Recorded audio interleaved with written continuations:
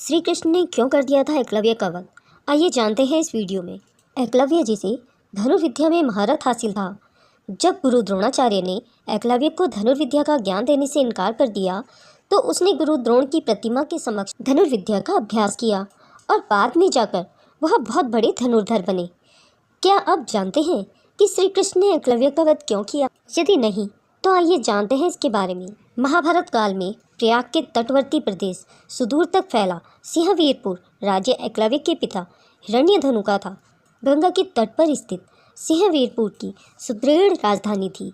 उस समय राज्य की शक्ति मगध, हस्तिनापुर, मथुरा, चेदी और चंदेरी आदि बड़े राज्यों के समक्ष थी। निषाद हिरण्यधनु और उनके सेनापति गिरिवीर की वीरता विख्यात थी। निषाद राज हिरण्यधनु और रानी सुलेखा की स्नेह आंचल से जनता सुखी व संपन्न थी। राजा अपने राज्य का संचालन मंत्री की सहायता से करता था। निषाद राज हिरण्यधनु को रानी सुलेखा द्वारा एक पुत्र की प्राप्ति हुई जिसका नाम अभिदुम्न था। अन्य लोग उसे अभय नाम से बुलाते थे। 5 वर्ष की आयु में एकलव्य की शिक्षा की व्यवस्था कुल्य गुरुकुल में की गई। बाल्यकाल से ही अस्त्र शस्त्र की विद्या से बालक की लग्न और एक निष्ठा को देखते हुए गुरु ने बालक का नाम एकलव्य संबोधित किया। एकलव्य के युवा होने पर उसका विवाह हिरण्यधनु ने अपने एक निषाद मित्र की कन्या सुनीता से करा दिया। एकलव्य धनुर्विद्या की उच्च शिक्षा प्राप्त करना चाहता था। उस समय धनुर्विद्या में गुरु द्रोण की ख्याति थी, पर केवल ब्राह्मण अथवा क्षत्रिय वर्ग के बालकों को ही वे शिक्षा देते थे। साथ ही शूद्रों को शिक्षा देने के कट्टर विरोधी थे। महाराज हिरण्यधनु ने एकलव्य को काफ़ी समझाया कि द्रोण तुम्हें धनुर्विद्या की शिक्षा नहीं देंगे, परंतु एकलव्य ने पिता की बात नहीं मानी और उनकी शस्त्र विद्या से प्रभावित होकर उसे स्वयं शिष्य बना लेंगे, यह बात बोली। एकलव्य का सोचना सही नहीं था। द्रोण ने दुत्कार कर उसे आश्रम से भगा दिया। वहीं एकलव्य हार मानने वालों में से न था और बिना शस्त्र शिक्षा प्राप्त किए हुए घर लौटना नहीं चाहता था। इसलिए एकलव्य ने वन में आचार्य द्रोण की एक प्रतिमा बनाई और धनुर्विद्या का अभ्यास करने लगा। शीघ्र ही उसने धनुर्विद्या में निपुणता प्राप्त कर ली। एक बार द्रोणाचार्य अपने शिष्यों को और अपने कुत्ते के साथ उसी वन में गए। उस समय एकलव्य धनुर्विद्या का अभ्यास कर रहे थे। कुत्ता एकलव्य को देखकर भौंकने लगा। कुत्ते के भौंकने से एकलव्य की साधना बाधा बढ़ रही थी, इसलिए उसने अपने बाणों से कुत्ते का मुंह बंद कर दिया। एकलव्य ने इस कौशल से बाण चलाया जिससे कि कुत्ते को किसी प्रकार की चोट नहीं लगे। कुत्ता द्रोण के पास वापस भागा गया। द्रोण और उनके शिष्यों ने ऐसी श्रेष्ठ धनुर्विद्या देख आश्चर्य में पड़ गए। इस महान धनुर्धर की खोज करने लगे।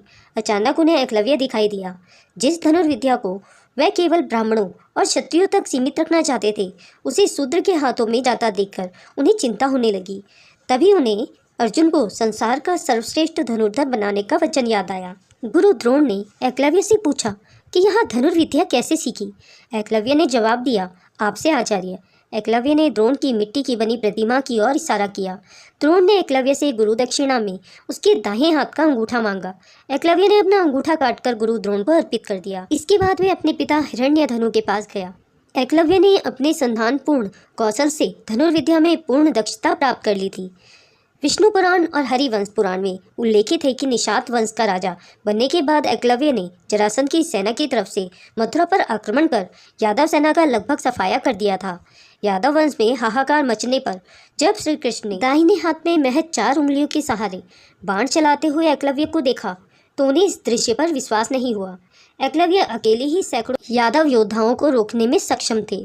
कहते हैं कि इसी युद्ध में श्री कृष्ण ने छल से एकलव्य का वध किया था। ऐसे तो बहुत सारी कहानियां हैं एकलव्य को लेकर, पर उनमें से सबसे प्रख्यात है जिसमें एकलव्य द्रोणाचार्य को अपना दाहिना अंगूठा दे देते हैं गुरु दक्षिणा के रूप में।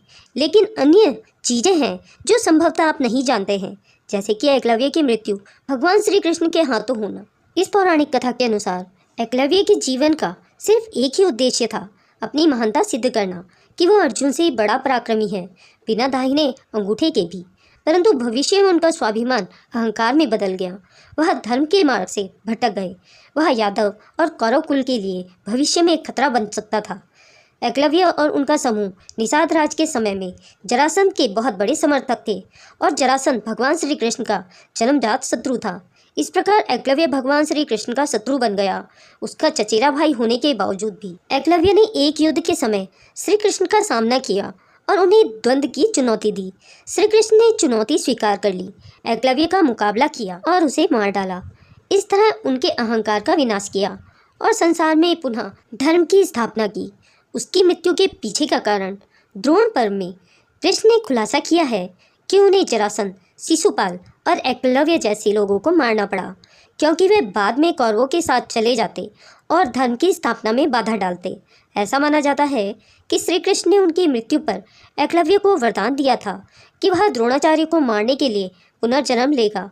ऐसा कहा जाता है कि यह एकलव्य था जो धृष्टद्युम्न के रूप में पैदा हुआ था और उसने ही अंत में गुरु द्रोणाचार्य का वध किया था। एक अन्य पौराणिक कथा के अनुसार एकलव्य एक समर्पित शिष्य था जो अपने गुरु का बहुत आदर करता था, इसलिए उसको एक महान शिष्य भी कहा जा सकता है। एक सर्वश्रेष्ठ योद्धा भी था जो अर्जुन और कर्ण के बराबर था। यह बात लगभग सभी जानते हैं, किंतु वह बात जो लोग नहीं जानते, जिसके कारण श्री कृष्ण को एकलव्य का वध करना पड़ा। एकलव्य मगध का रहने वाला था। मगध का राजा था आतताई। जरासंध वही जरासंध जो जरा नाम राक्षसी द्वारा 2 टुकड़ों को जोड़ने पर जीवित हुआ था, इसलिए उसका नाम जरासंध रखा गया। जरासंध को श्री कृष्ण ने भीम द्वारा वध कराया था, क्योंकि वह 100 राजाओं की बलि देने वाला था। वह अधर्म के पक्ष में था और एकलव्य इसी अधर्मी, अत्याचारी और क्रूर शासक जरासंध का साथ दे रहा था। और एकलव्य अर्जुन को हराकर एक सर्वश्रेष्ठ धनुर्धर बनना चाहता था। पूरी दुनिया के सामने इसी बात के कारण उसे अपनी धनुर्विद्या पर अहंकार हो गया था। इसीलिए जब एक युद्ध में श्री कृष्ण जरासंध से लड़ रहे थे, उस युद्ध में एकलव्य ने श्री कृष्ण को चुनौती दी थी। युद्ध के लिए और धर्म मार्ग में बाधा होने के कारण श्री कृष्ण को एकलव्य को मारना पड़ा। चाहे कोई कुछ भी कहे, लेकिन अर्जुन एक इंसान के रूप में एकलव्य और महारथी कर्ण दोनों से श्रेष्ठ था। इसीलिए धर्म की स्थापना के लिए श्री कृष्ण भगवान ने अर्जुन को चुना। दोस्तों, अगर यह वीडियो आपको पसंद आई हो तो कमेंट बॉक्स में जय श्री कृष्ण लिखना ना भूलें। अगर आप मेरे चैनल में नए हैं तो इसे सब्सक्राइब करना ना भूलें। वीडियो का अंत तक देखने के लिए आपका बहुत बहुत धन्यवाद। अगर वीडियो में कोई त्रुटि हुई हो तो उसके लिए क्षमा चाहती हूँ।